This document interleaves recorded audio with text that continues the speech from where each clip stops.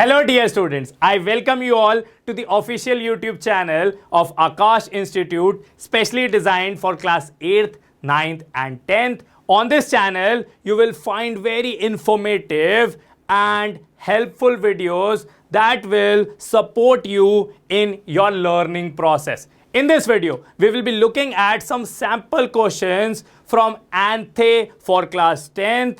If you don't know about ANTHE, ANTHE is Akash National Talent Hunt exam that is specially designed for the students who are preparing for or they in future will prepare for Olympiads, NEET or JEE examinations. So this exam is our flagship scholarship exam that gives you an opportunity to avail scholarship up to 100%, and that will be very good for you if you are preparing, right? So without any further delay, let's look at the questions for ANTHE class 10th. ठीक है, तो biology की बात करेंगे इस video में. Biology एक subsection है of science, we all know about this. If you talk about biology, so we have total 12 questions, right.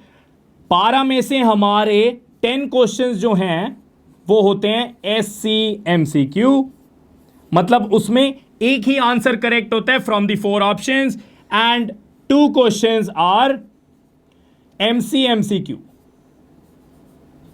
मतलब इसमें हमारे मल्टीपल करेक्ट आंसर्स होते हैं from the 4 options. I will be showing you both the categories so that it will be clear to you कि कैसे questions हमारे पास आते हैं. ठीक है, तो फर्स्ट क्वेश्चन पे चलते हैं.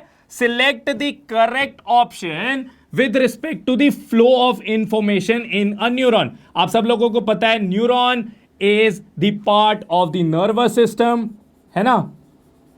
नर्वस सिस्टम का पार्ट है,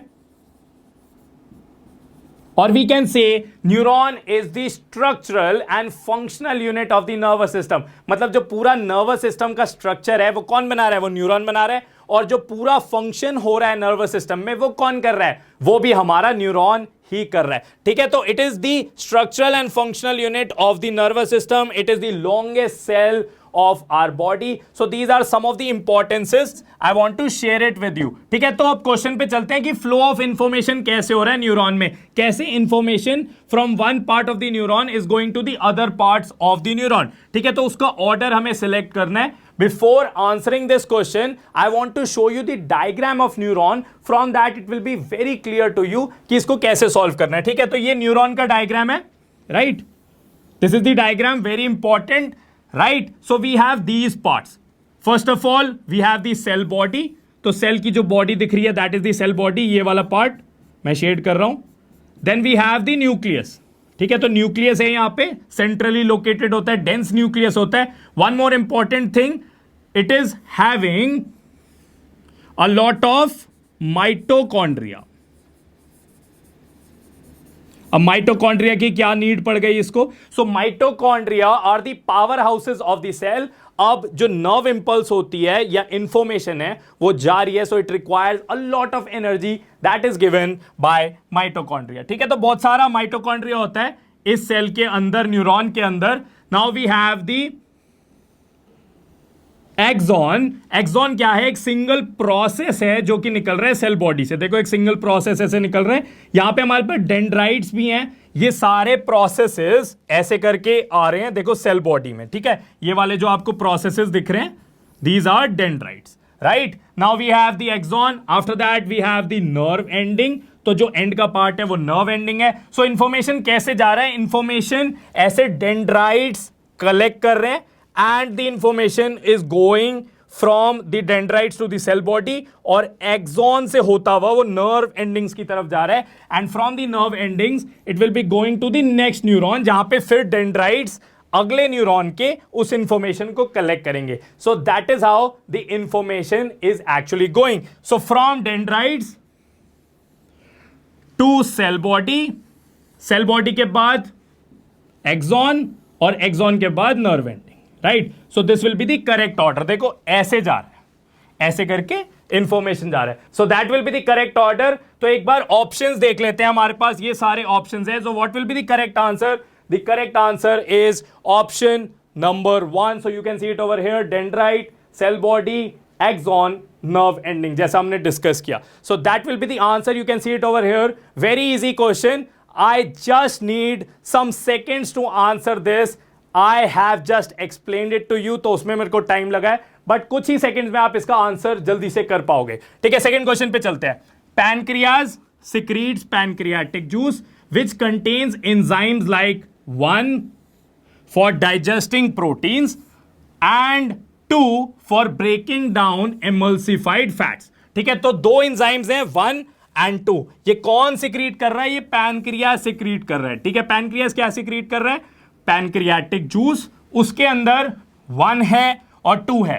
1 प्रोटीन्स को डाइजेस्ट कर रहा है और 2 जो है वो ब्रेकिंग डाउन कर रहा है एमल्सिफाइड फैट्स को. ठीक है, तो 1 और 2 को हमें आइडेंटिफाई करना है and we need to select the correct option. ठीक है, वेरी इजी क्वेश्चन. समझ गए? ऑप्शंस हैं. ऑप्शन समझने से पहले I want to show you a flow chart that will help you to understand this in a better way. ठीक है, देखो डाइजेस्टिव सिस्टम के अंदर स्मॉल इंटेस्टाइन है, राइट? स्मॉल इंटेस्टाइन में क्या क्या हो रहा है? Firstly it is getting the secretion from liver and pancreas. ठीक है, दोनों अपना सिक्रेशन जो है वो स्मॉल इंटेस्टाइन में डाल रहे हैं, right?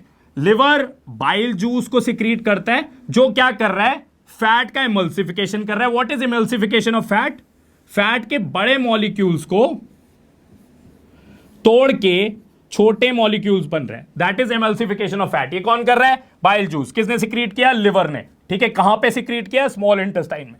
Now it is making the food alkaline. अब ये फूड जो था वो एसिडिक था. क्यों एसिडिक था?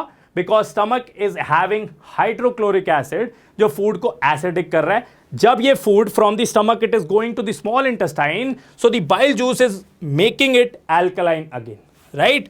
देन पैनक्रियास क्या कर रहा है? पैनक्रियाटिक जूस को सिक्रीट कर रहा है जो हमें क्वेश्चन में पूछा गया है. इसमें हमारे 3 इंपॉर्टेंट एंजाइम्स है. पैनक्रियाटिक एमाइलेज ये कार्बोहाइड्रेट डाइजेशन कर रहा है, ट्रिप्सिन ये प्रोटीन डाइजेशन कर रहा है, और लाइपेज जो कि डाइजेशन ऑफ एमल्सिफाइड फैट्स कर रहा है. ठीक है, तो ये 3 इंपॉर्टेंट हमारे एंजाइम्स हैं और इन्हीं पे हमारा क्वेश्चन पूछा है. ट्रिप्सिन हमारा एक आंसर होगा जो कि प्रोटीन डाइजेशन में हेल्प कर रहे हैं, और लाइपेज हमारा दूसरा आंसर होगा जो कि एमल्सिफाइड फैट्स की डाइजेशन में हेल्प कर रहा है. ठीक है, उसके बाद हमारे पास इंटेस्टाइनल जूस है that is secreted by the small intestine. ये फाइनल डाइजेशन ऑफ फूड कर रहा है, और जो विलाए हैं वो एब्जॉर्प्शन ऑफ फूड कर रहे हैं in the small intestine. So these all things are happening in the small intestine, but the question is asking about the digestion of proteins. तो आपको इसका आंसर पता लग गया है, ट्रिप्सिन और ब्रेकिंग डाउन एमल्सिफाइड फैट्स. ठीक है, सो एमल्सिफिकेशन तो हमारा लिवर कर रहा है, ठीक है, लेकिन उसका ब्रेक डाउन, उसका डाइजेशन कौन कर रहा है? वो लाइपेज कर रहा है. So what will be the correct answer? The correct answer is option 4. So this question was from digestion, right? So इसका आंसर क्या है? Option number 4. You can see it over here, trypsin and lipase. Moving to the next question. So this is about the human female reproductive system. You can see the diagram over here. The labeled part X in the above given figure is involved in. सबसे पहले हमें X को identify करना है, right? What is X? X is ovary, right? ovary. अब ovary के क्या functions होते हैं? पहले आपको इसको identify करना है, फिर आपको इसके जो functions हैं वो options में दिए हुए हैं, आपको उनको फाइंड आउट करना है. But this question is MCQ, मतलब इसके मल्टीपल करेक्ट आंसर्स भी हो सकते हैं. ठीक है, तो ध्यान रखना है ये बात. अब हम डायग्राम देख लेते हैं. So this is the human female reproductive system. आपको X पूछा था, X हमें पता है, ovary, that is why it is written in different colour than the other parts. Other parts की बात कर लेते हैं. फेलोपियन ट्यूब, यहां पे क्या होता है? It is the site of fertilisation. Sperm और एग यहां पे मीट अप होते हैं, so it is the site of fertilisation. Moving forward, uterus. Uterus में क्या हो रहा है?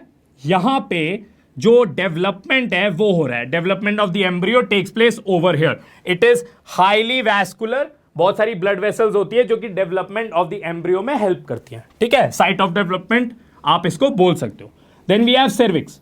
What is cervix? Cervix is the narrower part of the uterus. Uterus का narrower part, this is the cervix, और vagina is the tube that is connecting the human female reproductive system to the outside. ठीक है, so this is the tube. और after the complete development of embryo, जब baby बन जाता है, so the baby is coming out of the vagina, और we can say the sperms are going from the vagina to the fallopian tube. ठीक है, तो एक ट्यूब है वेजाइना। सो मैं ओवरी के बारे में पूछा है, ओवरी हमारे क्या कर रहे हैं, एग्स को बना रहे हैं, या फिर हम बोलें ओवा को बना रहे हैं। ठीक है, प्रोडक्शन ऑफ ओवा और एग्स, उसके अलावा ये हॉर्मोन्स बना रहे हैं, राइट, जैसे कि एस्ट्रोजन एंड प्रोजेस्टेरॉन। सो ये हॉर्मोन्स को बना रहे हैं और ये एग्स या ओवा को बना रहे हैं। That is why ovaries are known as the primary sex organs for human females. ठीक है, तो क्या आंसर होगा इसका? The answer will be formation of female germ cells and production of sex hormones nourishing the embryo. ये कौन कर रहा है? ये यूट्रस कर रहा है, right, this is done by uterus. Carrying egg to the womb, ये कौन कर रहा है? ये कर रहा है fallopian tube, right. So these two will be the correct answer. So you can see it over here, 3 and 4 will be correct. So 2 यहां पे करेक्ट है from the 4, so that is why it is MCQ। My name is Hemlata और मैं आपको करवाऊंगी physics के question. सी, सबसे पहले बात करें, क्या कह रहा है ये question, that in moving a charge of 3 coulomb across a battery 300 joule of energy is dissipated. That means हमें किस किस चीज की वैल्यू दी है? Charge 3 coulomb, energy 300 joule. क्या कह रहा है कि एक चार्ज जिसकी वैल्यू क्या है? 3 कूलम, एक 3 कूलम के चार्ज को मूव करने के लिए कितनी एनर्जी यूज हुई बैटरी की? 300 जूल। या तो हम ये भी कह सकते हैं कि बैटरी ने कितना वर्क डन किया? बैटरी ने किया 300 जूल का काम। अब देखिए आगे क्या कह रहा है, if the negative terminal of the battery is at electric potential of -20 volt, then we need to find the electric potential of the positive terminal। हम सभी को पता है कि बैटरी में 2 टर्मिनल्स होते हैं, पॉजिटिव एंड नेगेटिव टर्मिनल। ये नेगेटिव टर्मिनल के इलेक्ट्रिक पोटेंशियल की वैल्यू मुझे दी हुई है -20 वोल्ट, और पॉजिटिव टर्मिनल के इलेक्ट्रिक पोटेंशियल की वैल्यू मुझे फाइंड करनी है। तो मैं कह सकती हूँ मुझे VB की वैल्यू दी हुई है -20 वोल्ट, और मुझे फाइंड करनी है VA की value, that is potential at the positive terminal. Clear? तो मैंने ये गिवन वैल्यूज लिख दी। अब ये क्वेश्चन देखो किस तरह का है, न्यूमेरिकल क्वेश्चन है जो कि डायरेक्ट फॉर्मूला पे बेस है। अगर आप लोगों को पोटेंशियल डिफरेंस की क्लैरिटी है, so this question will be very easy for you to solve. कुछ आउट ऑफ द बॉक्स नहीं पूछा गया इस क्वेश्चन में, एनसीईआरटी का डायरेक्ट क्वेश्चन है। सो क्या फॉर्मूला होता है इलेक्ट्रिक पोटेंशियल का? Yes, potential difference is equal to क्या कहते हो आप? Work done per unit charge. या फिर मैं यहां पे ये भी कह सकती हूं electric potential at positive terminal minus electric potential at negative terminal is total work done upon charge. सारी वैल्यूज गिवन है, सिंपली पुट कर दो। VA की वैल्यू अननोन है, ऐसे ही रखो, माइनस ये वाला माइनस है फॉर्मूले का।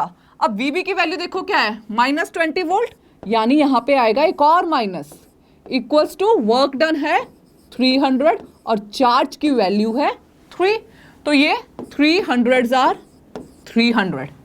ठीक, अब देखो VA की वैल्यू क्या हो गई यहां से 100, ये -20 क्या हो गया? +20, जो कि इक्वल्स टू के उस तरफ जाके हो जाएगा -20, तो आंसर आएगा आपका 80 वोल्ट। दैट मीन्स इस क्वेश्चन का आंसर क्या है? इस क्वेश्चन का आंसर है ऑप्शन नंबर 4, 80 वोल्ट। सो इसी के साथ ये क्वेश्चन हमने कर लिया सॉल्व। दैट मीन्स यहां पे आंसर होगा आपका 4th option, that is 80 volt. तो इस तरह का इजी क्वेश्चन। इसी तरह के क्वेश्चन पूछे जाएंगे आपके nth एग्जाम में से। चलिए ये क्वेश्चन हमने सॉल्व कर लिया फ्रॉम द चैप्टर इलेक्ट्रिसिटी।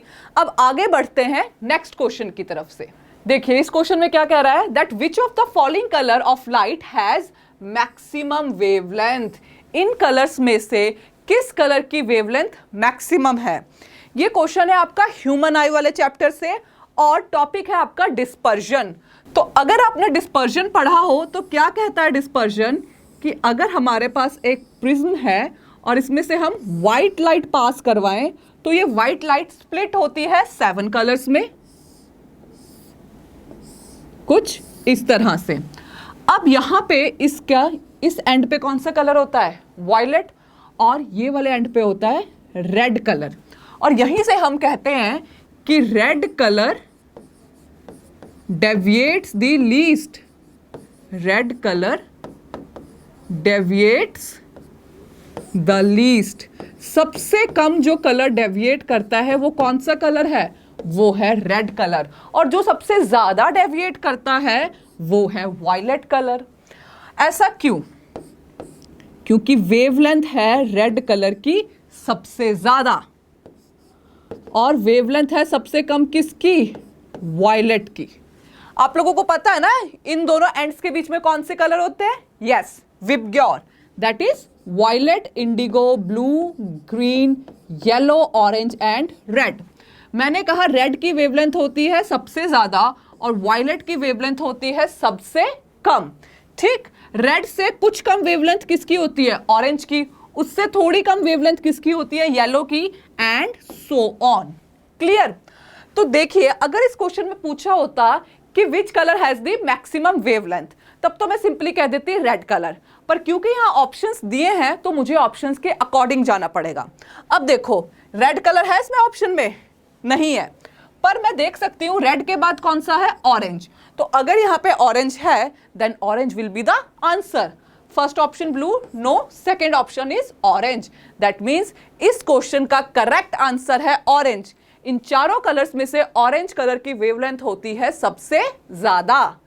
अच्छा, पर अगर यहाँ पे उसने पूछा होता in spite of this wavelength, अगर आपसे फ्रीक्वेंसी पूछी होती, क्या पूछी होती? फ्रीक्वेंसी, तो आपका आंसर क्या होता? सी, फ्रीक्वेंसी के लिए क्या होता है?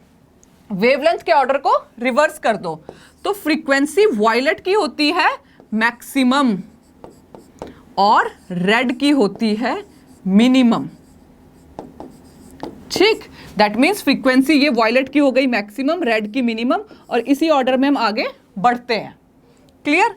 तो अगर यहां पे फ्रीक्वेंसी होता तो किसकी होती मैक्सिमम फ्रीक्वेंसी? मैक्सिमम फ्रीक्वेंसी का आंसर होता आपका violet. So the answer to this question is option number 2, that is orange. चलिए बढ़ते हैं अब अपने अगले सवाल की तरफ। यस, नेक्स्ट क्वेश्चन, यानी कि ये वाला क्वेश्चन है हमारा द चैप्टर लाइट से, और ये क्वेश्चन लास्ट क्वेश्चन है फिजिक्स के डिस्कशन में। ऑल्सो ये क्वेश्चन है आपका एमसीक्यू टाइप का क्वेश्चन। पिछले 2 क्वेश्चन थे MCQ and now we are dealing with the MCQ type of question. चलिए क्वेश्चन पढ़ते हैं। क्या कह रहा है? 2 convex lenses L1, L2 and an object AB are arranged as shown in the figure। तो ये अरेंजमेंट दी हुई हमें लेंसेज की, lens L1 and lens L2। The correct options is oblique are. यहीं से पता लग गया कि ये एमसीक्यू टाइप का क्वेश्चन है। क्लियर? तो चलिए पहला ऑप्शन देखते हैं किस चीज से रिलेटेड है। Lens L1 forms real image of the object. इसका मतलब ये यहां पे इमेज की नेचर की बात कर रहा है। चलो next, distance of real image from lens L1 is 20 centimetre. Second option में वो डिस्टेंस की बात कर रहा है, image distance, that is V। Third option, lens L2 forms a virtual image, फिर से नेचर की बात, और फोर्थ ऑप्शन में हो रही है फिर से डिस्टेंस की बात। तो दैट मीन्स अगर मैं मोटा मोटी बात करूं तो मुझे इमेज डिस्टेंस तो फाइंड करना ही पड़ेगा, और फिर उसी के साइन से मैं बता दूंगी दैट इस इमेज का नेचर क्या है। क्लियर? तो चलो इमेज देखो अब इस तरफ क्या है। यहां ये देखो, ऑब्जेक्ट डिस्टेंस लेंस L1, कौन से लेंसेज हैं ये? Convex lens. दोनों के दोनों मेरे कॉन्वेक्स लेंस है, कन्वर्जिंग इन नेचर है। अब मैं बात करूं लेंस L1 की, तो इसके लिए फोकल लेंथ है मेरी 10 सेंटीमीटर एंड ऑब्जेक्ट डिस्टेंस है 20 सेंटीमीटर। दैट मीन्स U है मेरा -20 सेंटीमीटर एंड F1 है 10 सेंटीमीटर।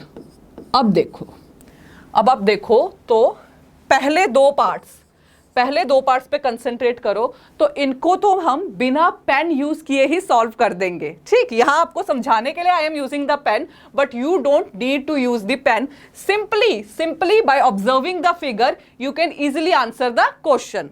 अब देखो, फोकल लेंथ 10, ऑब्जेक्ट डिस्टेंस 20, यानी ऑब्जेक्ट जो है वो फोकल लेंथ से डबल दूरी पे रखा हुआ है। इसका मतलब मैं ये भी कह सकती हूं कि जो ऑब्जेक्ट है आपका वो 2f1 पे रखा है, ट्वाइस ऑफ फोकल लेंथ। और हमें पता है कि जब भी ऑब्जेक्ट 2f1 पे रखा होता है तो इमेज कहाँ बनती है? इमेज बनती है आपकी 2f2 पे, इमेज बनती है 2f2 पे।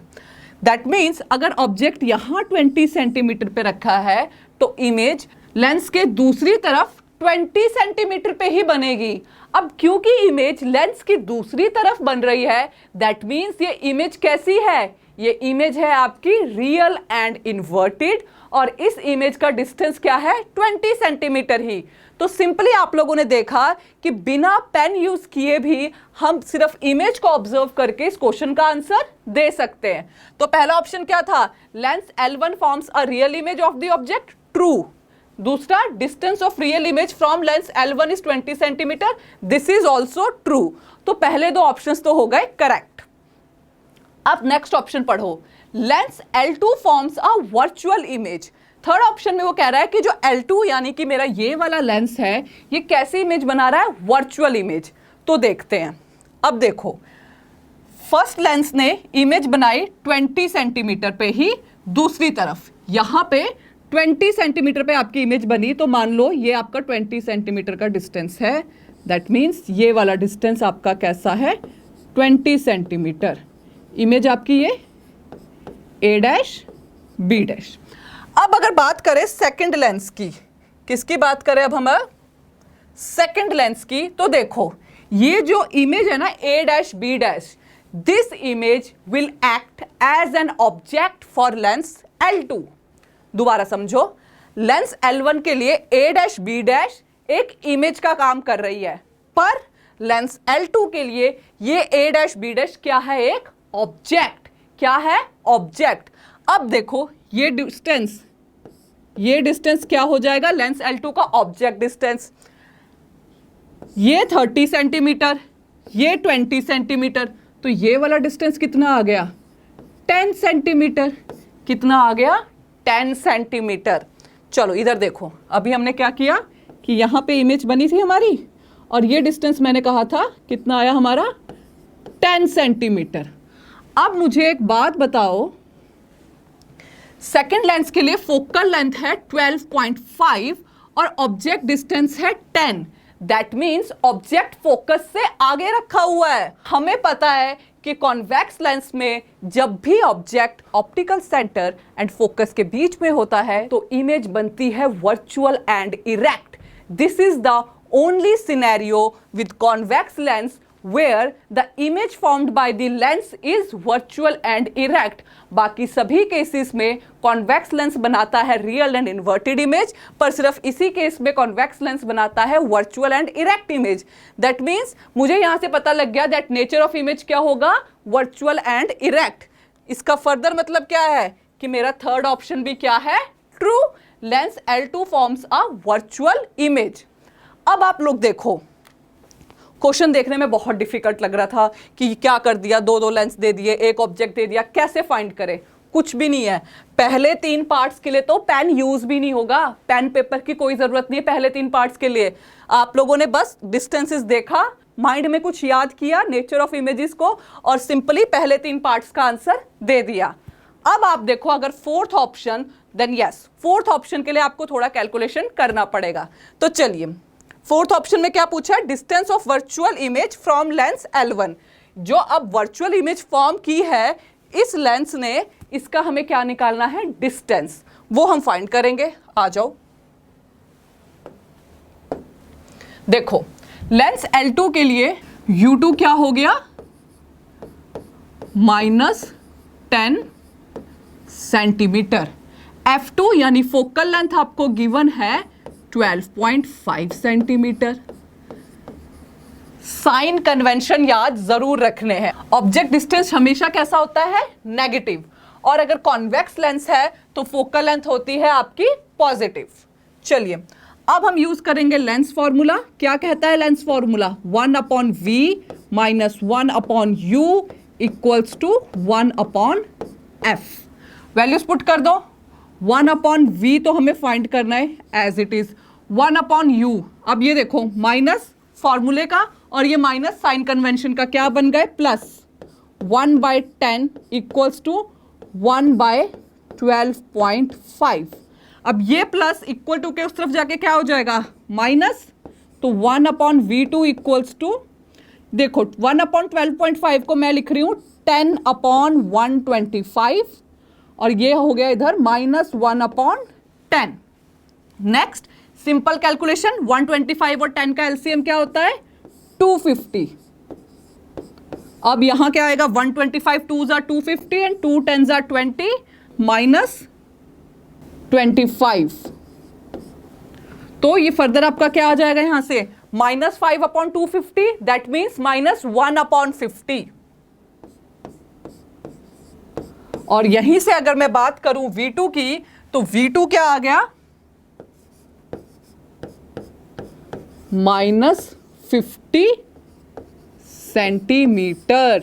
इमेज 50 सेंटीमीटर पे बनेगी, सेम साइड पे जहां ऑब्जेक्ट रखा हुआ है। क्यों, क्योंकि ये कैसी इमेज है, वर्चुअल एंड इरेक्ट, जो चीज आप साइन से भी कंफर्म कर सकते हो, क्योंकि इमेज डिस्टेंस नेगेटिव है। हमें पता है लेंसेज के केस में जब भी इमेज डिस्टेंस नेगेटिव होता है तो इमेज होती है वर्चुअल एंड इरेक्ट।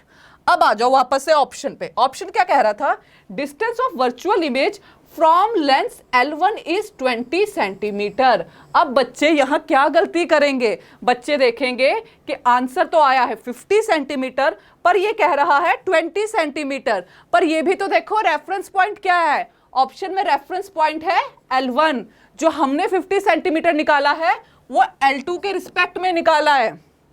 अब देखो L2 से 50 सेंटीमीटर, 30 सेंटीमीटर तो यही हो गया जो दोनों लेंसेज के बीच का डिस्टेंस है, और 20 सेंटीमीटर इधर जो इनिशियली ऑब्जेक्ट था उसका जो डिस्टेंस है पहले लेंस से वो क्या था, 20, तो ये हो गया 20। Now this 30 + 20 is 50। क्या मतलब हुआ इसका, यस आपकी जो फाइनली इमेज बनी है ना, इस A', B' की भी जो इमेज बनी है वो वापस से कहां बन गई, जहां ऑब्जेक्ट रखा था वहीं बन गई। अब ये जो इमेज यहां बनी है उसका डिस्टेंस L1 से कितना है, L1 से तो उसका डिस्टेंस 20 ही है, L2 से 50 है पर L1 से कितना है, 20।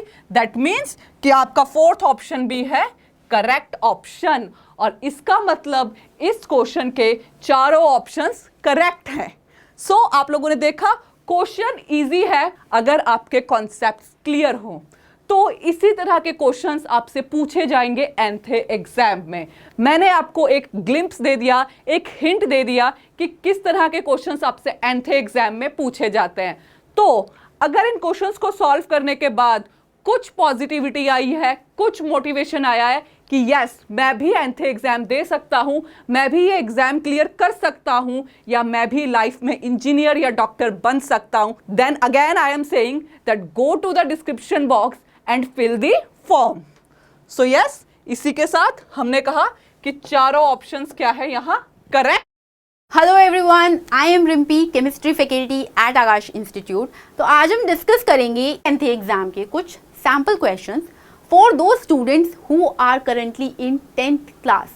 सो the students that are currently in the 10th class and will be moving to 11th class, please pay attention, क्योंकि इसी तरीके के क्वेश्चंस जो हैं वो आपके nth के एग्जाम्स में आने वाले हैं। Now let's see. So the first question that you have on your screen is, consider the following reaction and the relevant statements given below. So a reaction is given here and 4 statements that whether a substance is being oxidized or reduced, or it is oxidizing agent and reducing agent, these kind of statements are asked. So just recall the concept that you have studied in your first chapter, that is chemical reaction and equation. इस chapter में आपने एक concept पढ़ा था, that is your redox reaction. ठीक है, इसमें क्या था, आपने दो टर्म्स पढ़ी थी, one is oxidation and the another one is reduction.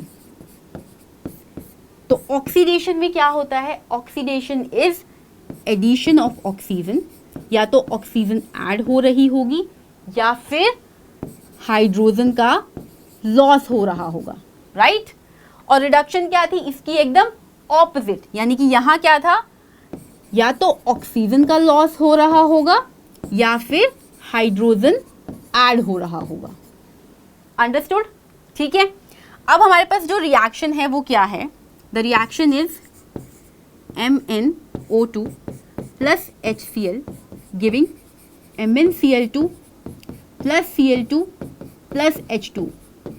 I'm not writing the balanced one reaction here, but let's see our concept.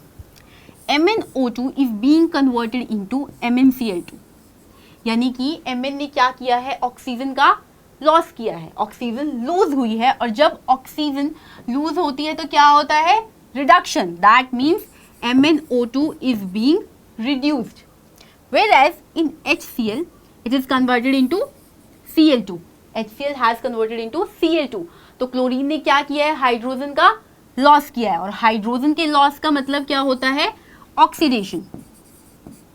That means MnO2 की रिडक्शन हुई है, MnO2 की रिडक्शन हुई है एंड HCl की oxidation हुई है।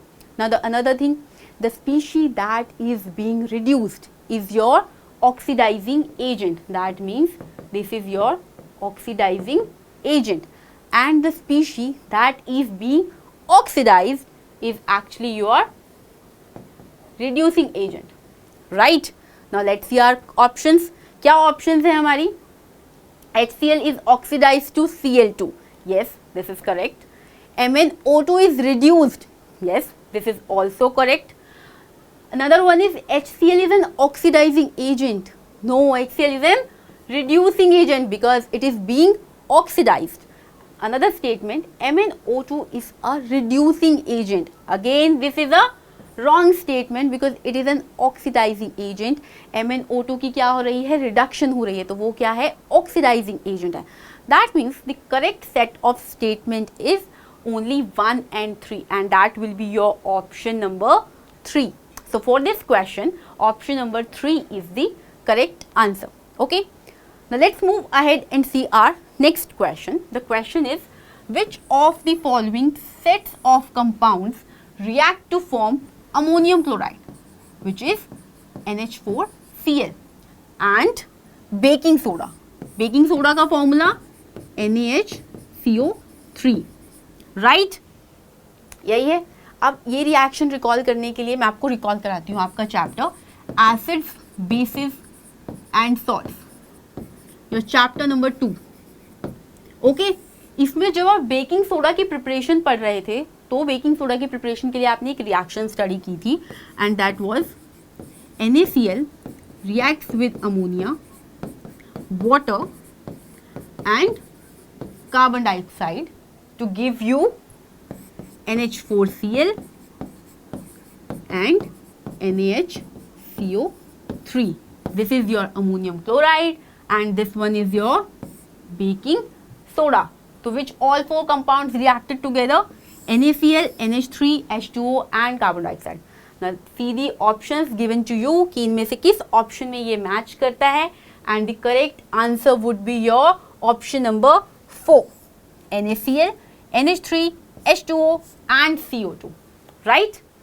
Now let's move ahead and see our third question.